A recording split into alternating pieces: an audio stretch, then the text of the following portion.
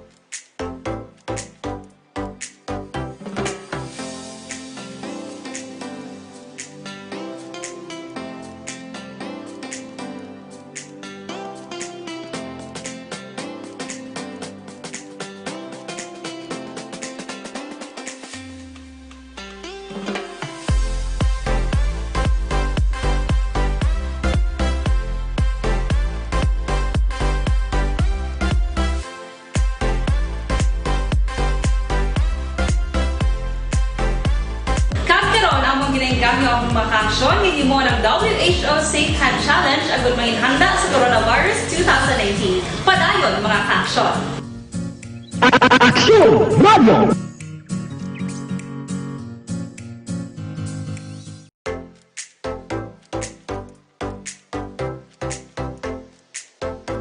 Mga kaaksyon, madamo sa nagpalaylay na pamaagi at protektahan ang imong kaugalingon batok sa novel coronavirus 2018 o ng COVID-19.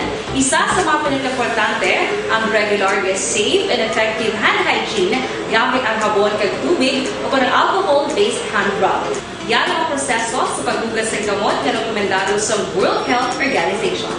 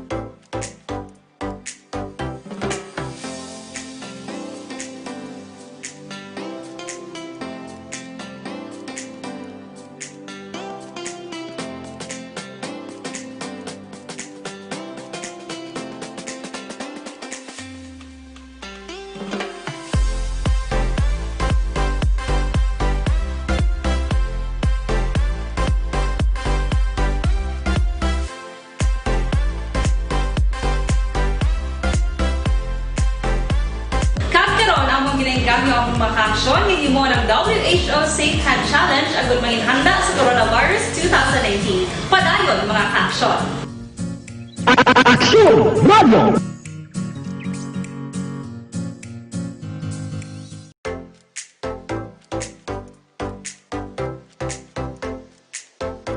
Mga kaaksyon, madamo sa nagpalaylay na pamaagi at protektahan ang imong kaugalingon batok sa novel coronavirus 2018 o ng COVID-19.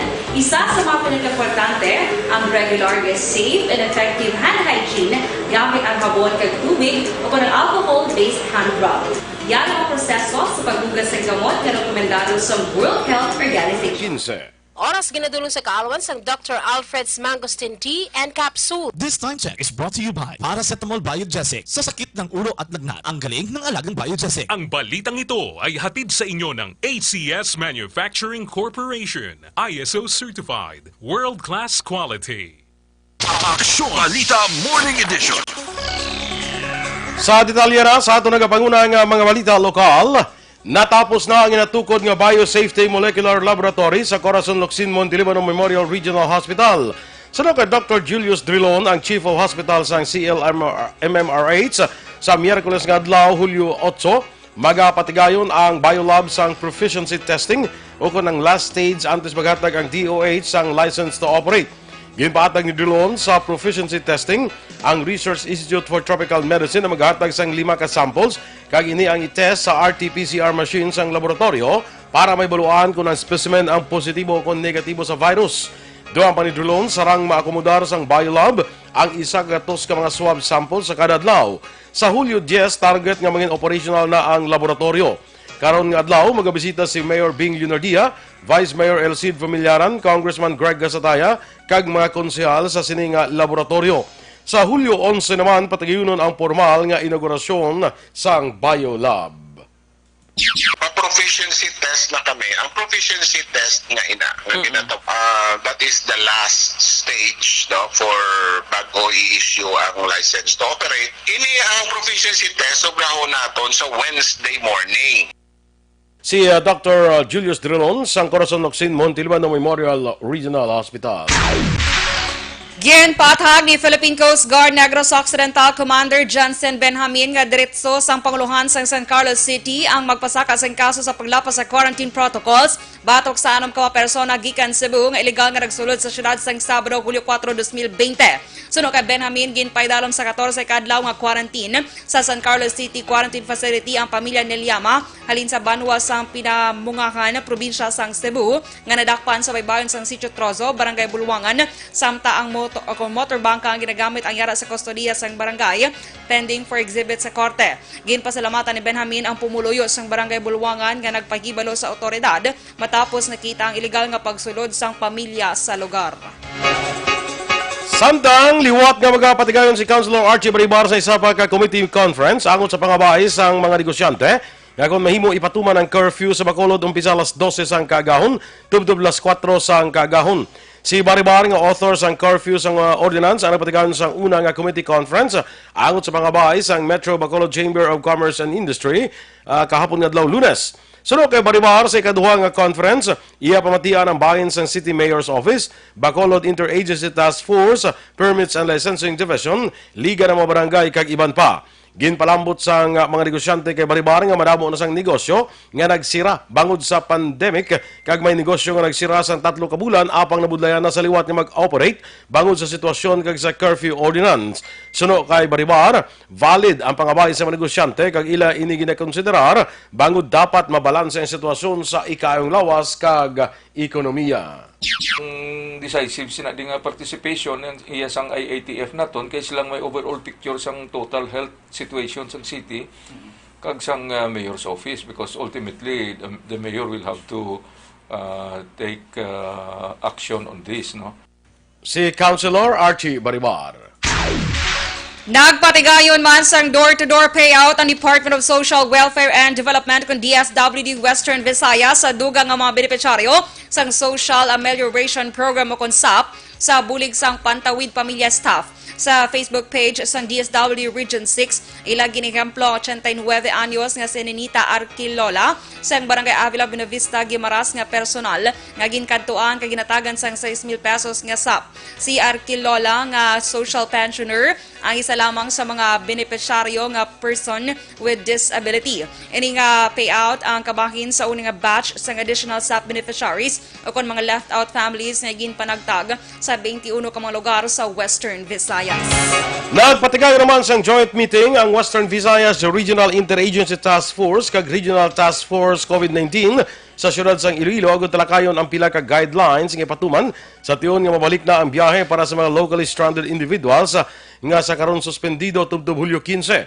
Sa interview sa Action Firing Line, ginpahay ni Bacolod City Administrator M. Ang nga tiglawas ng syudad sa among joint meeting, magluwas sa guidelines, gintalakay man ang problema sa karon nga backlog sa kaso sang COVID-19 sa Region 6 sa duha ka laboratorio. Duha pa ni Ang, nabuksan man ang issue angot sa authorized persons outside the residence kon APOR. Matapos natugiban nga may mga LSI nga nagapakuno-kuno agud nga makalusot sa mga borders. Naghimo sa resolusyon ang Regional Task Force sa pangabay sa Department of Education nga padayunon lamang nga gamito ng mapampublikong eskwelahan matapos nga wala man sa may matabo nga face-to-face classes sa pagbukas ng klase sa Agosto 24.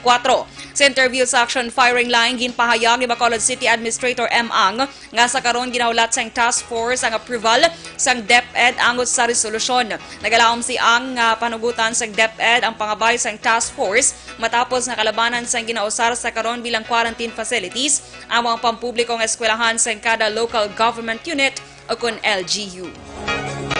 Nagpangabay man ang sanggunang panlunsod sa National Telecommunications Commission sang special permit para sa pagtukod kapag operate sang Department of Education Bacolod sang 100 watts nga low FM frequency para sa pagpatuman sang distance learning. Ini ang base sa resolusyon nga ginaprubahan sang konseho ng author ng Councilor Renesito Navarro kag Al Victor Espino. Una nga nagpasar sa resolusyon ang local school board sa syudad nga nagapangabay sa special permit sa NTC kag ini ang ginsuportahan kag gina-endorso sang konseho. Ginpaatag ni Navarro, balor 10 milyones pesos ang pondo nga kinahanglanon para sa pagtukod sa 100 watts nga FM frequency nga may isa ka tower kag 5 ka channel. Sunod kay Navarro, posible wala na sa congressional franchise nga kinahanglan bangod isa man ini ka community radio station apang kinahanglan sa gyapon sang permit gikan sa NTC. Posible sunod kay Navarro nga sa area sa Bacolod City National High School pagatukuron ang tower. Sunod sa konsehal, gintugyan ni Mayor Bing Leonardias, Executive Assistant Moises de la Cruz nga mo ang mag-follow up sa pangabay sa syudad sa NTC diri sa lokal. Nagpasar sa resolusyon ng Progressive Alliance of Capital Employees sa PACE sa suportahan ng reforma nga ginpatigayon sa gobyerno probinsyal pagi kay Governor Bong Lacson pati na sa agenda sini nga Avance Negrense. Sa duha ka pahina nga resolusyon sa PACE nga ginaprubahan sa ilasyam ka opisyal sa Board of Directors, regular meeting sa Hulyo 2 ginpahayag sa grupo nga ila ginasuportahan ang reforma sa nagkalain-lain nga departamento kag opisina para mapaayong pag-deliver sa public services. Una diri duha ka mga department heads ang ginpaydalom sa 60 ka adlaw nga preventive suspension samtang ginembestigahan sa kaso administratibo. May 8 man ka mga empleyado laki pang 4 ka mga abogado sa Provincial Legal Office ang ginserbehan sang show cause orders bangod sa ginalagar pagpatumbaya sa duty, absences kag pagtamper sa daily time records. Ginpaisol sang Regional Oversight Committee ang deliberasyon angot sa Barangay Drug Clearing Program nga kung tanay patagyunon sa palabuton nga Hulyo 23. Sunod kay Shay Tanalion, Public Information Officer sa PIDEA Region 6, nagapangunang rason sini amo ang nagapadayon nga implementasyon sa COVID-19 health protocols sa nagkalain-lain nga malugar sa palibot sang riyon. Duha pa ni Tanalion, base sa inisyal nga plano sang ROC, ang amo aktibidad ang posibleng nga dayonon sa ikaduha nga semana sa Agosto. Bangod siniliwat naman nga magabaton ang among ahensya sang dugang nga mga barangay nga interesado sa pagsumeter sang ilang nga application.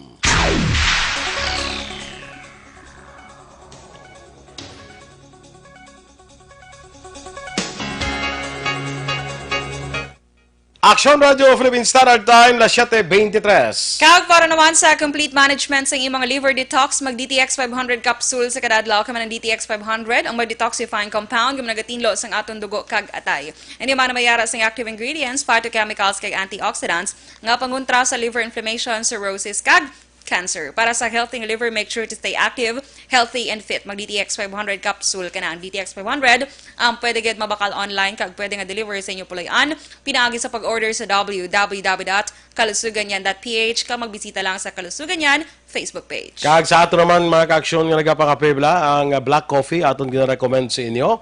Kag kung black coffee, Dr. Alfred's Black Coffee with no sugar. Kaya muna din siyang black coffee nga may mangustin. Nagabulig panubo sang risgo, matapikan kita sang Alzheimer's kag Parkinson's disease, matapikan sang diabetes, kag mayo pa niya sa aton nga atay, nami man niya sa bulig sa aton weight loss, nagatindo pa sa aton colon o kontinai, kag iban pa nga health benefits, kadamo-damo sang health benefits sang black coffee. So magda Dr. Alfred's Black Coffee with no sugar ka na. Mabakal natin ni sa tanan nga sangasang Sincere Drugstore, Wakong Chinese Drugstore, Consuelo Drugs, Lopez East, Lopez Mandalagan, Country Mart, kay iban pa nga outlets. Be fit, be smart, and be healthy. Maginom sang Dr. Alfred's Black Coffee with no sugar with mangosteen. Kaysa Dr. Alfred's Black Coffee, may kape ka na, healthy ka pa. Ang mga balita nasyonal sa pagbalik sa Aksyon Balita Morning Edition.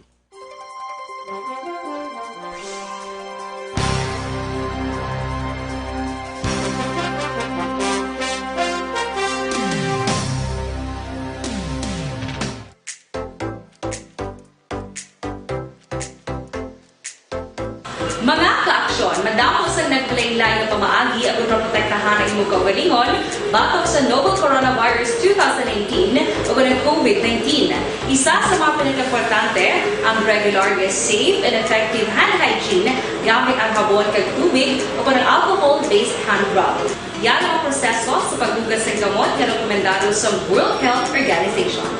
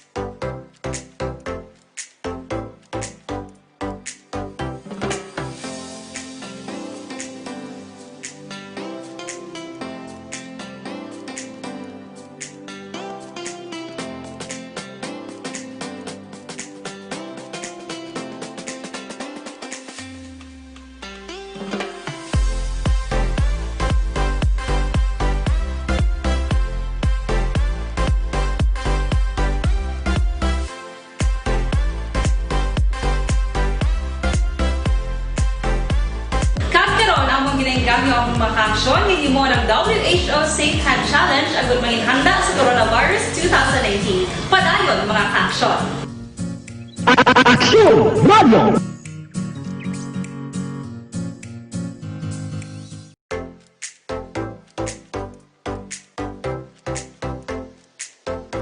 Mga kaaksyon, madamos ang naglaylay na pamaagi at protektahan ang imong kaugalingon batok sa novel coronavirus 2018 o ng COVID-19. Isa sa mga pinaka-importante ang regular, safe, and effective hand hygiene gamit ang habon kag tubig o ng alcohol-based hand rub. Yan ang proseso sa paghugas ng gamot na rekomendado sa World Health Organization.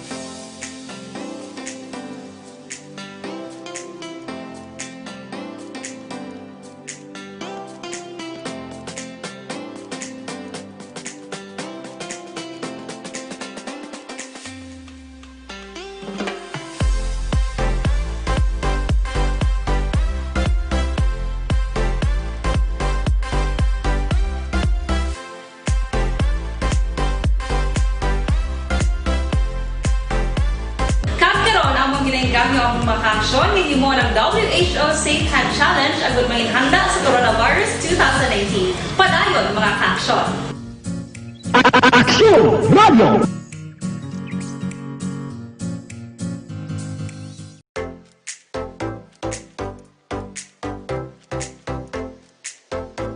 Mga kaaksyon, madamo sa naglaylay nga pamaagi at protektahan ang imong kaugalingon batok sa novel coronavirus 2018 o ng COVID-19.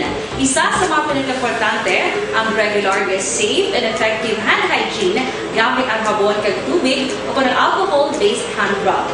Yan ang proseso sa paghugas ng gamot na rekomendado sa World Health Organization.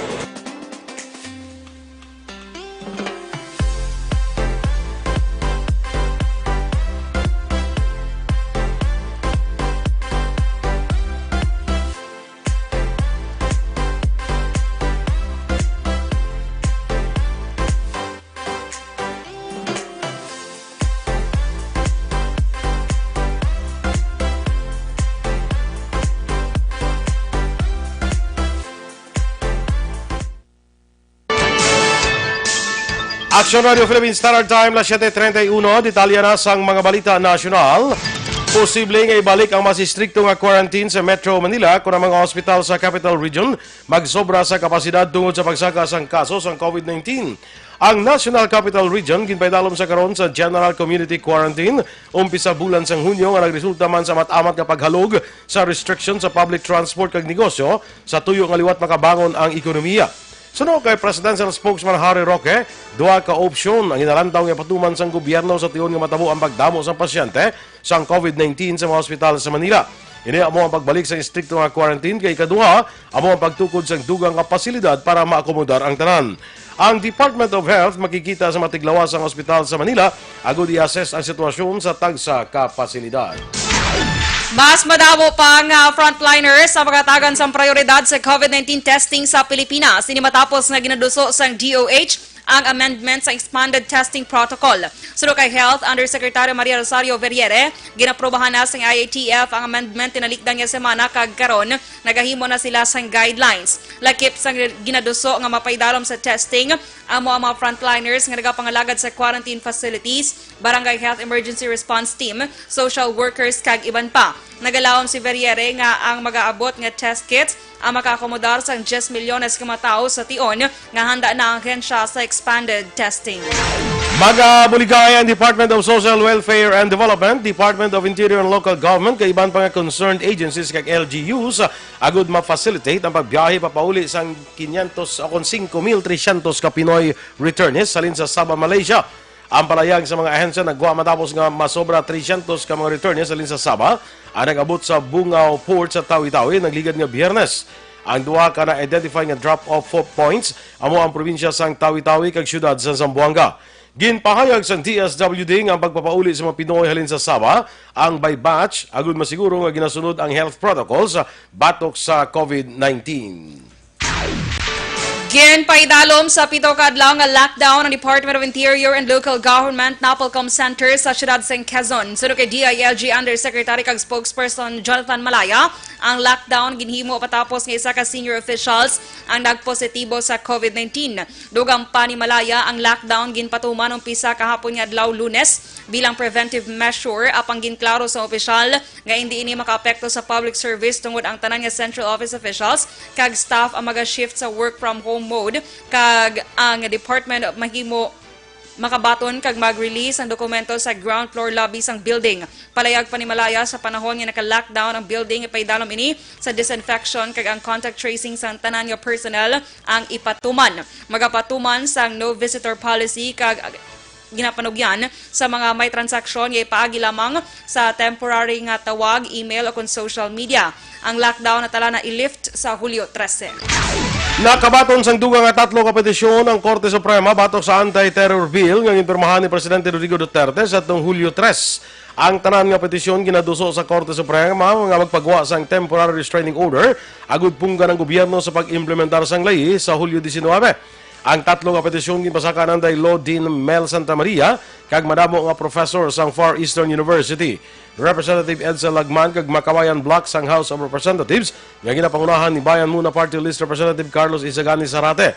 Sa karon hindi pa mamuluan kung bala matalakay ang petisyon sa regular full court session sang Korte Suprema sa karon nga adlaw Martes.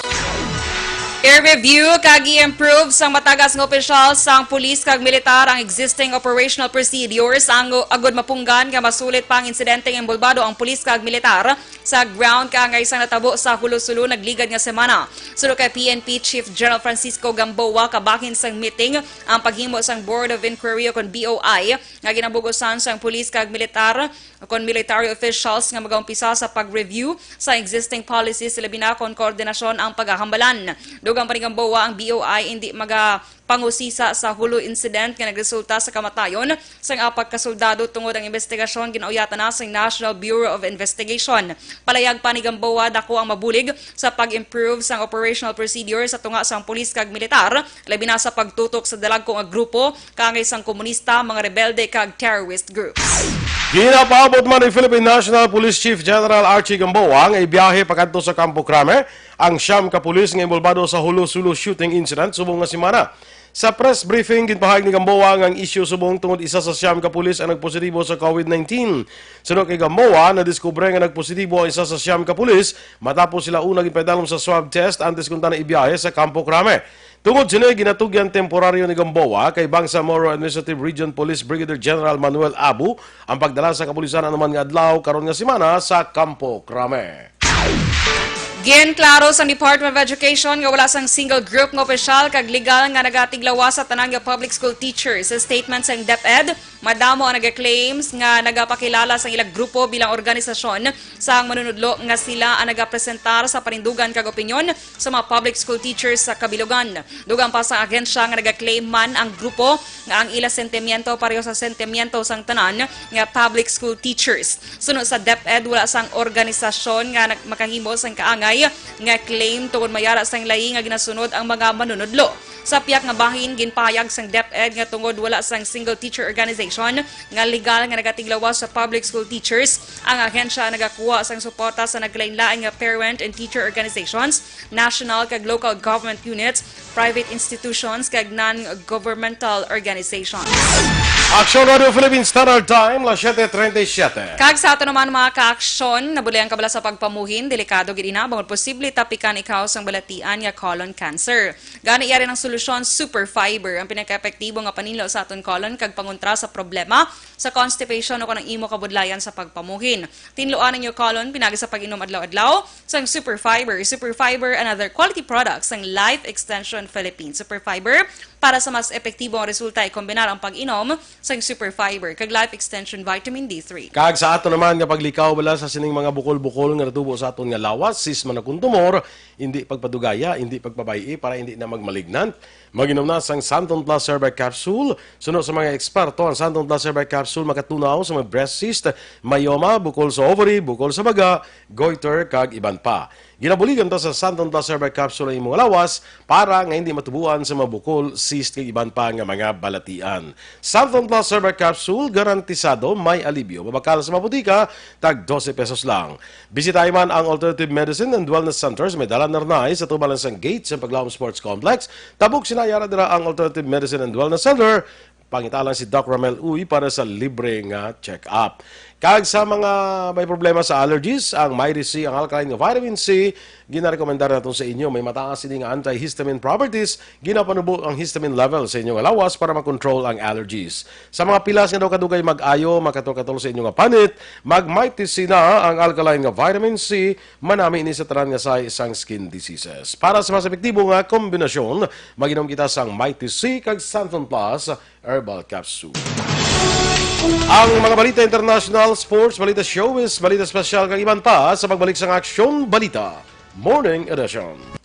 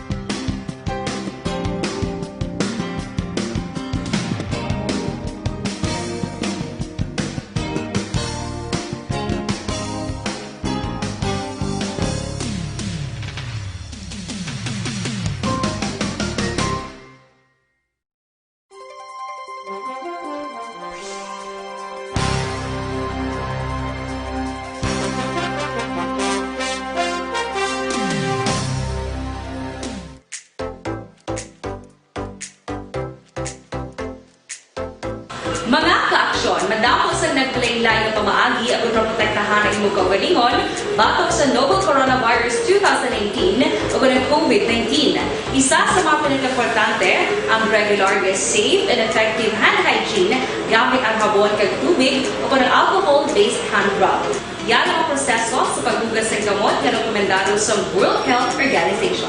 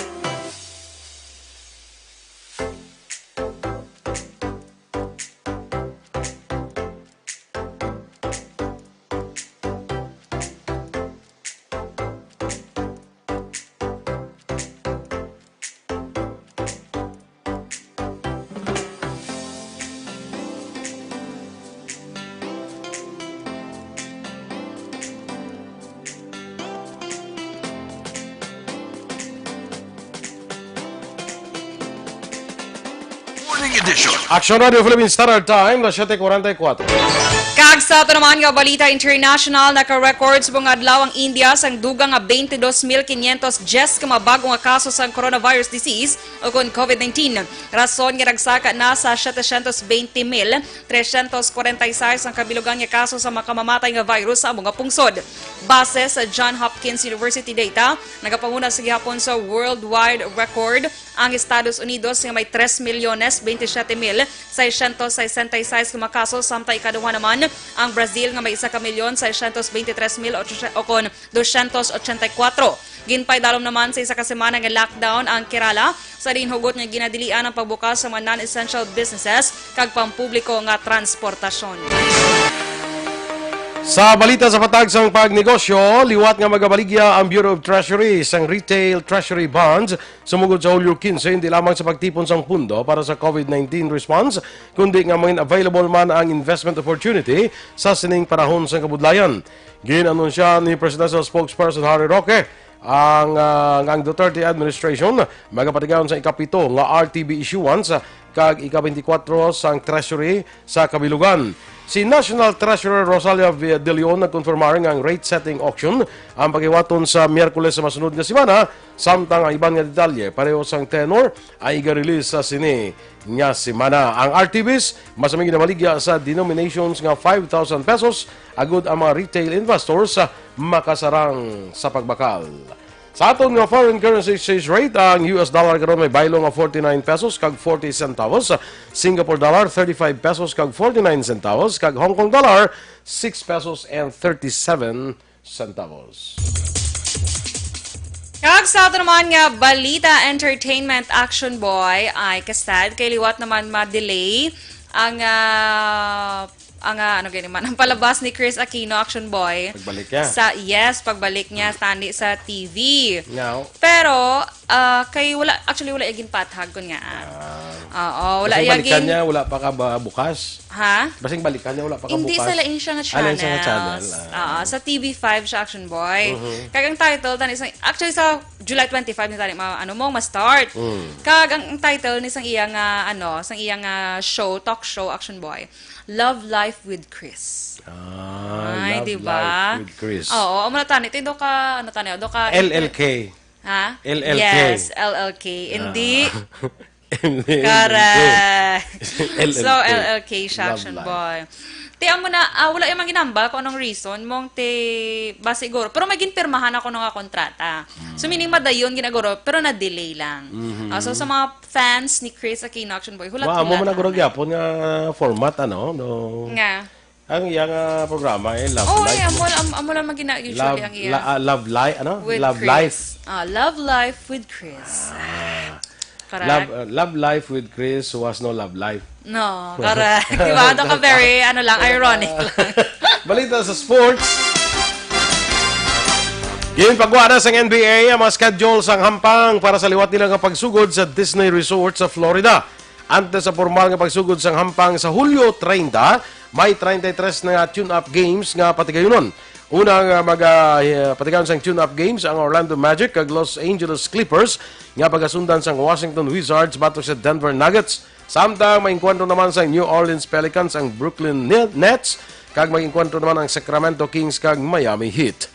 Pagasuguran ang restart sang games sa enkwentro sa tunga sa Jazz kag Pelicans, samtang mag-enkwentro naman ang Lakers kag Clippers sa Hulyo 30.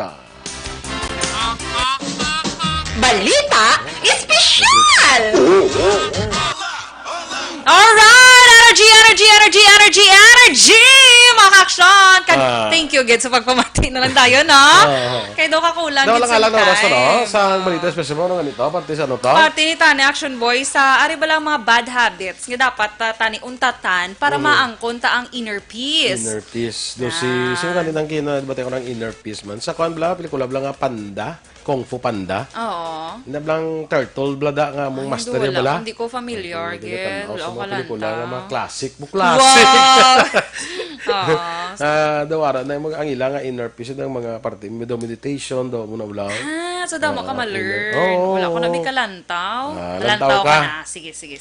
Sang na daw ka body mo gila na. Wow, grabe siya. Sa una. Sa una. Hindi bala. Subong lain. Complement na sa bala. Yes, Oo. correct. Complement na sa hindi na sa kuha sa una. Tiyan mo na daw medyo pulo panda ka pa mo. Subong ano na. Subong niya kuha Kayo na. ha. Kayo ha nga da. Daw ka Coca-Cola. No? Correct. Loy. Kabayan ta. So, amo na siya, Action Boy. Alang-alang ta subong. Alang-alang. 7:49 na eh. Tigil ko lang happy birthday si Julius Hordivalla. Oo, yes. Nagpag-greet happy birthday subong Ano adlaw. kay Gracia? Oo. Ano lang yung negro si Gracia? Ba, siguro. Oo. Sa tanang yung may birthday, happy birthday, July 7, 2020. Sige, i-greet na lang yung gawad. Okay, May pila pa 1 kami. minute ka pa. Sa akin nga, Vice President, si Rejan Villalon, President Dennis Roma, sang Energy Funds Club. May secretary na to, di ba? Ay, oo, I forgot. Doors. Si Ginoy Cicer, ang ako yung secretary. Sakto. Si Blendy Blau. Good present siya ganito no. Si Melro Artos. Kaya sa tanan nga may birthday, subong adlaw kay Lige at Chiva. Sorry, gid sa hindi tara maabtan, Action Boy. Kay Nanay Ligaya Abeto, dra sa may Inclaro, Binalbagan. Kay Ma'am Elizabeth Gamala. Lourdes Blaser. Kay Kagawad, Melchor. Baroka Rombines. Sige. Sa Alagad Radio, Action Boy, 100.5. Dira sa may Hinubaan, kag Sipalay. Good morning. No? Kay Migo na Tontonet Torres, good morning. Cecilia Alvarez, sa kay Stella Marie Celes, sa Teresa Linakayaw, April Joy Alayon, kag sige, amo na ang ibang ito na mag-greet. Si Eden Kasuyon, Action Boy, kag si Eden Boso, pagid eh. Oh yes, ako. Patrol siya sa buong. Si Rochelle Evangelista, Richard Pomoseno. Good morning. Rayjan Tan Villalon.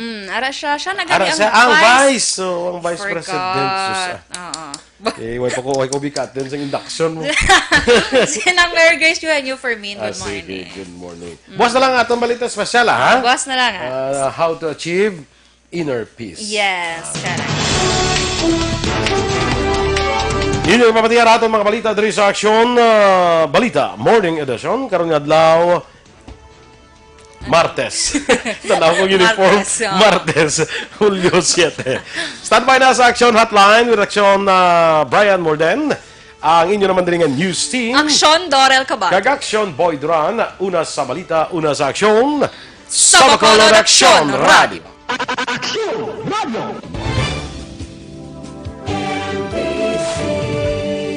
Manila Broadcasting Company.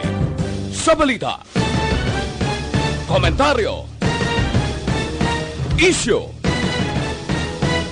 serbisyo publiko. Sa Bacolod, Aksyon Radio.